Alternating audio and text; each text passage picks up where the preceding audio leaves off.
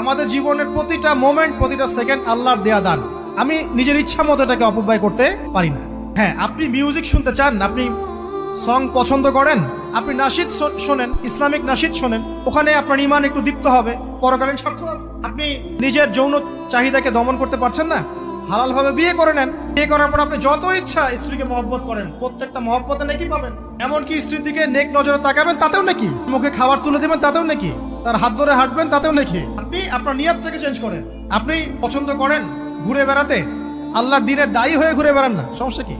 আল্লাহর জমিন ঘুরে দেখেন, এসব অবান্তর কাজে লিপ্ত না থেকে আল্লাহ পাকের নিদর্শনগুলো ঘুরে দেখেন, আপনার ইমান বাড়বে ইনশাআল্লাহ।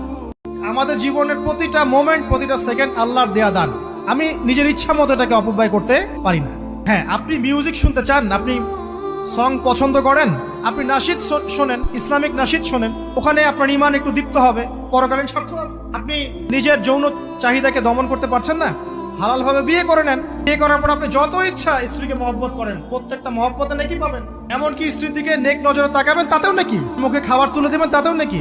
তার হাত ধরে হাঁটবেন, তাতেও নাকি। আপনি আপনার নিয়তটাকে চেঞ্জ করেন। আপনি পছন্দ করেন ঘুরে বেড়াতে, আল্লাহর দিনের দায়ী হয়ে ঘুরে বেড়ান না, সমস্যা কি?